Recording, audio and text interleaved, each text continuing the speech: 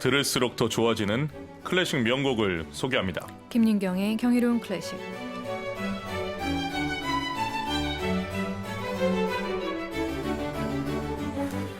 아름답고 경이로운 클래식 명곡을 맛있게 듣고 또 멋있게 즐기는 시간입니다. 피아니스트 김윤경 선생님과 함께합니다. 안녕하십니까? 네, 안녕하세요. 안녕하신 거 맞으세요? 조금 안녕 못하네요. 피아니스트가 손을 다치셨어. 네, 한동안은 피아노를 조금 멀리 해야 될 것 같습니다. 아쉽게도. 진료와 재활을 잘 받으시길 네, 바라겠습니다. 감사합니다.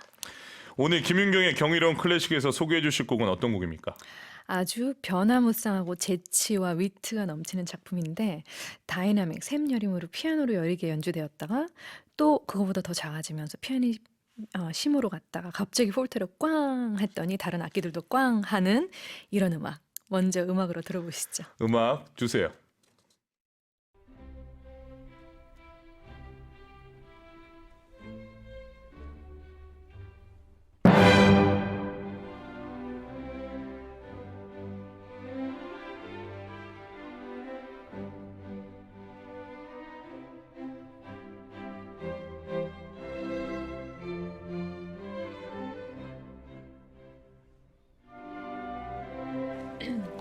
저는 이 곡을 들으면 그 음악회 중간에 그 좀 조시는 분들을 깨우기 위해서 좀 액션하는 게 아닌가라는 생각을 옛날에는 했었어요. 네.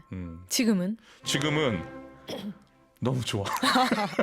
저도 좀 전에 꽝에 놀랐어요, 사실. 아, 그러셨어요? 네. 자, 좋습니다. 그렇다면 오늘의 주제는 뭘까요? 할아버지의 유머 코드인 하이든의 놀람 교향곡입니다. 할아버지의 유머 코드. 그 앞에 들어가는 겁니까? 유머니까. 오늘의 주제곡인 할아버지의 유머 코드라는 제목을 붙인 이유가 무엇입니까? 조세프 하이든의 별명이 파파 하이든이었어요. 파파 하이든. 하이든 밑에서 일하는 궁정 음악가들과 또 모차르트 네. 그리고 수많은 다른 작곡가들이 이제 너무 하이든을 애정어리게 좋아하는 마음에서 붙여준 별명인데 하이든의 성품이 대외적으로 워낙 너그러우면서 쾌활했고 또 재치가 넘치고 장난기도 많았다고 해요. 물론 깊게 들어가면 아내에게는 굉장히 깐깐한 또 남편이자 꼼꼼한 작곡가이기도 했지만 네. 이 곡은 어쨌든 큰 소리로 잠든 청중을 쾅 하고 연주가 되면서 깨웠다는 일화로 유명한데요. 하이든이 가지고 있던 유머 코드가 아마도 이런 작품을 탄생시킨 게 아니라라는 생각이 듭니다. 역시 하이든이 음. 내 예상대로 잠든 사람을 깨우기 위해서 야 정말 대단하다. 하이든은 교향곡의 아버지로 불릴 정도로 정말 많은 교향곡을 작곡하지 않았습니까? 하이든은 미완성 작품을 포함해서 모두 108곡, 그쵸? 이나 되는 정말 수많은 교향곡이죠. 하이든이 근데 평생 에스테르하지 궁정에서 일을 했었는데 거기서 이끌었던 오케스트라 연주 단원이 사실 좀 소규모였어요. 지금에 네. 비하면 13명에서 16명 정도였는데 딱 챔버 정도네. 그렇죠. 근데 오늘 소개해 드릴 놀람 교향곡이 포함된 12곡의 런던 교향곡은 그것보다 훨씬 더 큰 규모로 작곡되었고 이것들 때문에 하이든이 교향곡의 아버지로 불리운답니다. 그런 특별한 이유가 있습니까? 네, 좀 전에 말씀드린 것처럼 규모가 이제 커지는 거죠. 1792년에 이 놀람 교향곡이 런던 음악회에서 초연되었는데 그때 오케스트라 연주 인원이 40명으로 늘어났어요. 16명에서. 네. 네. 그리고 1795년 공연 때부터는 거의 오케스트라 단원 인원이 60명에 육박해서 오늘날 오케스트라 규모랑 거의 비슷한 거죠. 이관 편성. 네, 맞아요. 스트링 현악기들도 굉장히 많이 늘어나고. 네네. 근데 이제 당시 청중들은 뭐 낭만 시대까지도 살롱 음악회가 유행을 했었지만 살롱에서 연주되는 소규모 음악회에 굉장히 익숙해져 있었는데 갑자기 60명의 연주자가 한꺼번에 연주를 한다. 당연히 청중들은 열광하지 않았을까 생각이 듭니다. 그 규모에 일단 압도당하고 놀랬구나. 네. 좋습니다. 놀람 교향곡이 이 포함한 12곡의 런던 교향곡은 도대체 그러니까 놀람 교향곡, 런던 교향곡 포함해서 네. 어떻게 작곡하게 됐는지 여쭤보고 싶습니다. 왜 그런 말이 있잖아요. 불행은 혼자 다니지 않는다. 그리고 불행 뒤에는 행운이 뒤따르는 케이스들도 꽤 있는데요. 네. 이게 하이든에게 일어났다고 생각하시면 될 것 같습니다. 1790년에 하이든에게 그 어떤 사건이 있었는데 하이든이 원래 61년부터 무려 30년을 에스테르하지 궁정에서 궁정 악장으로 쉬지 않고 일을 했었어요. 네. 어떻게 보면은 주변에서는 이렇게 음악가들이 먹고 살기 힘든 시대에 굉장히 안정적인 직장을 가졌다라고 여겨지거든요. 네. 근데 1790년도에 하이든이 오랫동안 모시던 그 니콜라우스 에스테르하지 후작이 이제 갑자기 세상을 떠나게 되는데 이 두 사람이 거의 30년을 함께 했고 물론 신분의 차이는 있었죠. 근데 하이든은 이 에스테르하지 후작의 뭐 딸 생일 잔치에 필요한 음악을 만들어줘 그러면은 만들기도 하고 내 친구들이 놀러 오는데 어떤 음악이 좋을까 하면 그런 모임을 위한 음악들도 이렇게 탄생시켜서 연주하기도 했거든요. 그러니까 그렇게 가까이서 모시던 또 후자 그리고 너무나도 가까웠던 어떻게 보면 심적으로도 음악적으로 했던 분이 세상을 떠나니까 하이든이 굉장히 큰 슬픔에 빠지는데 재미있는 건 또 안타까운 건 니콜라우스 에스테르하지를 이어서 그 자리에 오른 사람이 파울 안톤 후작이었는데 그 사람은 또 음악을 싫어했어요. 별로 좋아하지 않으니까 하이든한테 종신 계약이었거든요, 하이든이. 그러니까 하이든을 내쫓을 수는 없는 거예요. 그러니까 내가 당신에게 지위와 연금은 그대로 지급하는데 굳이 음악은 별로 필요 없다. 그냥 자유롭게 당신이 하고 싶은 대로 살아라. 거의 이런 식으로 얘기를 한 거죠. 그래서 어떻게 보면 이 후작의 죽음이 하이든에게 계약 안에 있지만 약간의 자유를 얻은 그런 기회가 찾아오게 됩니다. 참 신기하네요. 이게 좋은 일이라고 해야 될지 또 후작이 죽었는데 이게 참 이야기하기가 쉽지는 않습니다. 자, 이렇게 자유의 몸이 된 하이든에게 한 사람이 찾아온다고 하죠? 네, 바로 런던의 공연 기획자이자 바이올린 주자였던 요한 페테르 살로몬이 찾아와서 하이든에게 런던의 청중을 위해서 이제는 당신이 조금 새로운 세상에서 조금 지경을 넓힐 때다. 그래서 새로운 교향곡을 작곡해 달라고 부탁을 합니다. 그전에는 후작을 위해서 네만 했어요. 계약상. B2B로 갔다 B2C로 가는 그런 역시 상황. 또 그런 상황을 지금 맞이했네요. 그렇죠. 예, 알겠습니다. 그래서 그 제안을 하이든은 흔쾌히 오케이 합니까? 그럼요. 근데 그때 당시 하이든이 예순이 넘은 나이였다. 네. 그러니까 할아버지의 신분이었던 거죠. 예순이 할아버지 맞죠? 네.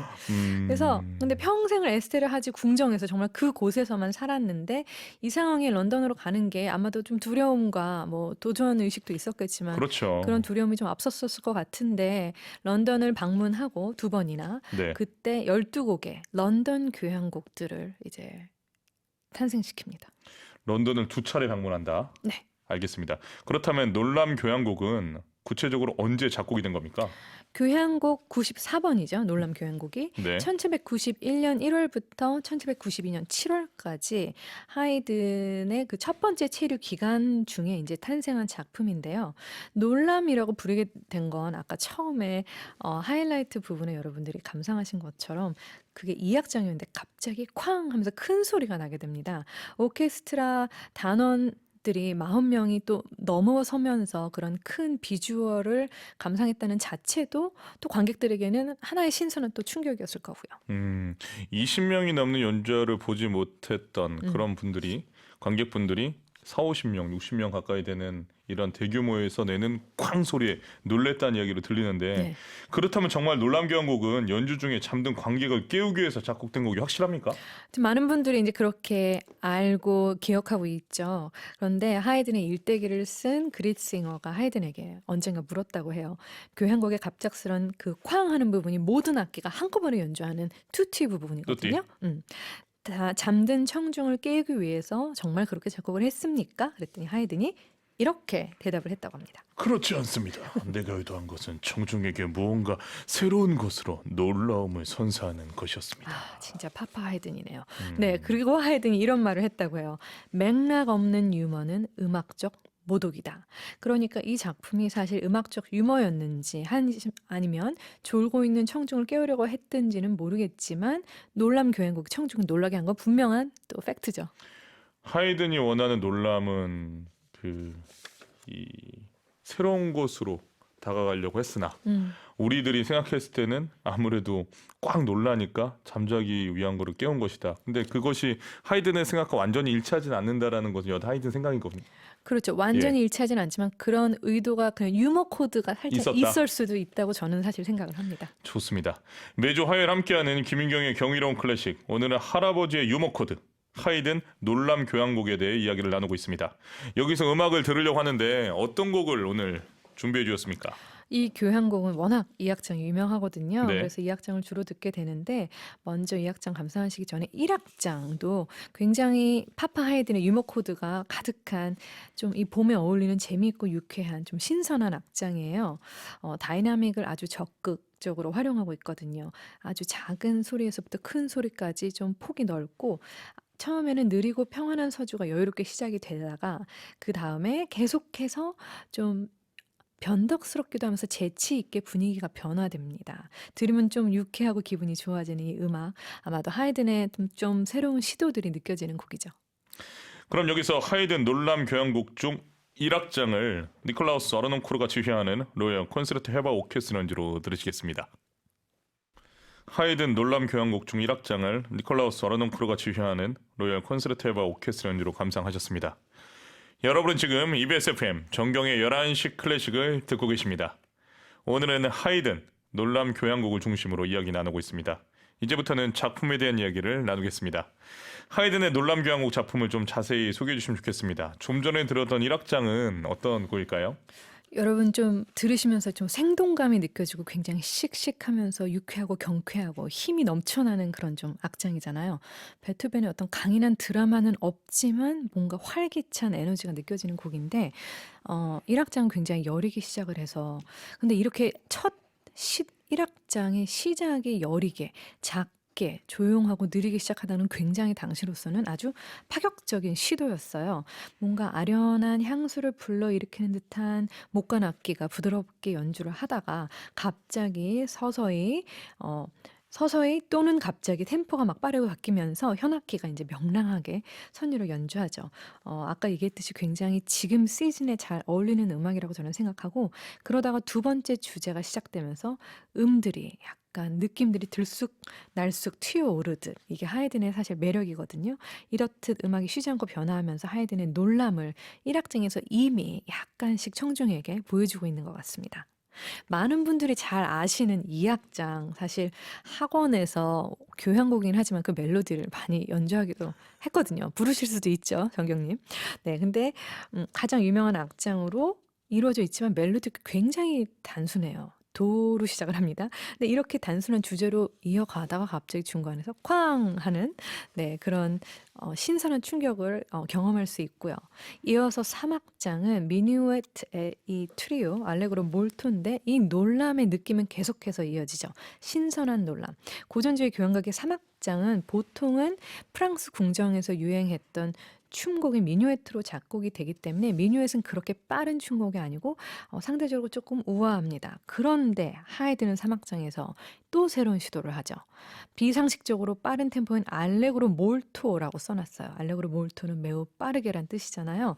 근데 사람들은 당시 굉장히 우아하면서 좀 권위적인 느낌의 궁정 춤곡에 익숙했다가 갑자기 이렇게 떠들썩한 시골풍의 느낌의 춤곡이 나오니까 약간 즐거우면서 또 놀라는 이런 느낌을 여기서 받고 마지막 악장인 4악장은 알레그로 디 몰토.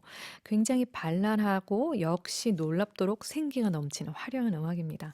멜로디가 자주 반복되면서도 현악기들이 상당히 다양한 또 변화를 또 코믹한 그런 재치를 느껴주면서 또 맨 끝에는 클라이맥스로 팀파니가 막 몰아가면서 활약을 보여주는 그런 악장이라 굉장히 강한 인상을 남기기도 하죠. 좋습니다. 이 4악장 중에 개인적으로 어떤 곡을 좋아하십니까? 저는 다 좋아하는데 그냥 저도 보편적으로 일반 대중과 다르지 않습니다. 2악장. 네, 가장 익숙한 2악장이 좀 신선해요, 많이. 알겠습니다. 오늘 대화를 나눠보면서 하이든의 놀람 교향곡의 이러한 스토리와 또 곡 작품을 같이 나오다 보니까 에스테르하지 후작에 어떻게 보면 테두리에 벗어나 국민들, 대중들의 품으로 간 작품이지 않습니까? 그래서인지 뭔가 이 가둬놓은 이 물고기가 바다로 나간 듯한 느낌을 네. 저는 좀 받았습니다. 벌써 윤경생과 인사를 나누는 시간이네요. 조심히 가시고 네, 손 치료 잘하시고. 네, 감사합니다. 네, 다음 주 뵙겠습니다. 네. 안녕히 들어가세요.